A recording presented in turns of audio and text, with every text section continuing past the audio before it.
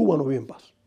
Cuba vive bajo agresión permanente. La política oficial de Estados Unidos contra Cuba es la coerción económica, lo que nosotros llamamos el bloqueo económico, dirigido a deprimir y a hacer las condiciones de vida en Cuba lo más difíciles posible. Contra Cuba la embestida ya está, solo falta la agresión militar. Y en estos momentos sucede que los sectores que se pueden llamar, que nosotros identificamos como anticubanos en Estados Unidos, tienen una influencia en el gobierno actual que no ha tenido nunca, tanto en el Congreso como en el Ejecutivo estadounidense, en el gobierno, el secretario de Estado. Y eso implica que se sienten con una confianza mayor, tal vez, o con un poder mayor para movilizar el poderío descomunal que tiene Estados Unidos contra Cuba. Una conducta amenazante para tratar de imponer su voluntad en la región. Lo vimos en Panamá, se ve en Groenlandia, que no pertenece técnicamente a nuestro hemisferio, se ve con Canadá. Y por tanto es un reto, un desafío para toda la región que es peligroso. Pero la embestida está presente. Hay amenazas sobre varios gobiernos y Estados Unidos va a tratar por la fuerza, por vías económicas, por vías diversas, de tratar de influir en los procesos políticos de nuestro gobierno. Venezuela es un país bajo agresión, es evidente, y la región tiene esa realidad.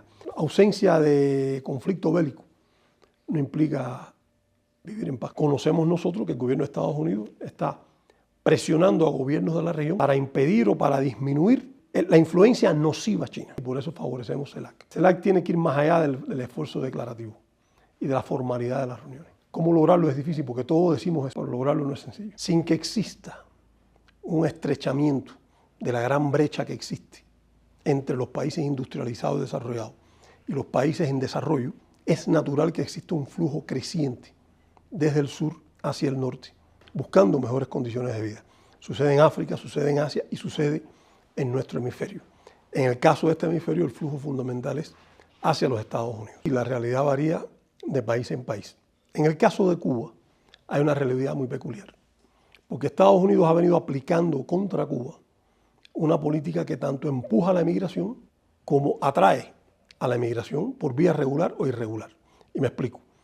La política oficial de Estados Unidos contra Cuba es la coerción económica, lo que nosotros llamamos el bloqueo económico, dirigido a deprimir y a hacer las condiciones de vida en Cuba lo más difíciles posible.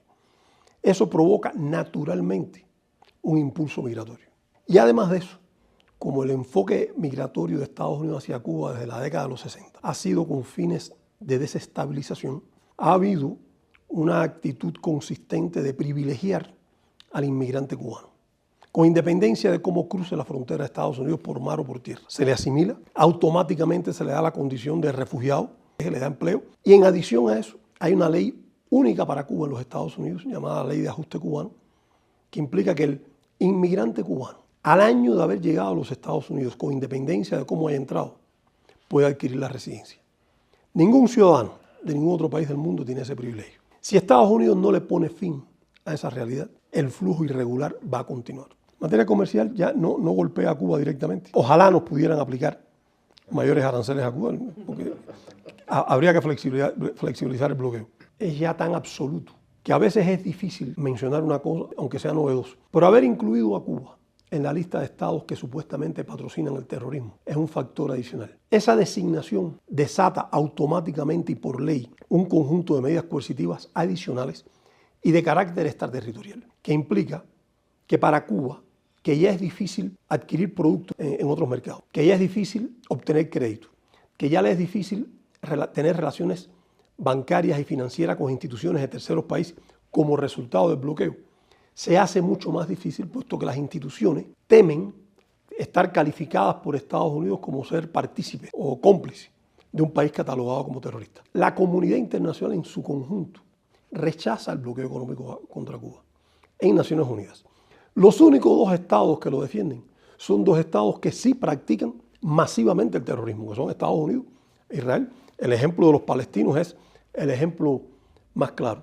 El reto para Cuba tiene un trasfondo mayor y más viejo, y es que es histórico, y es una incapacidad de los gobernantes estadounidenses, históricamente reiterado a lo largo de la historia, de aceptar que Cuba es y tiene derecho a ser un estado soberano.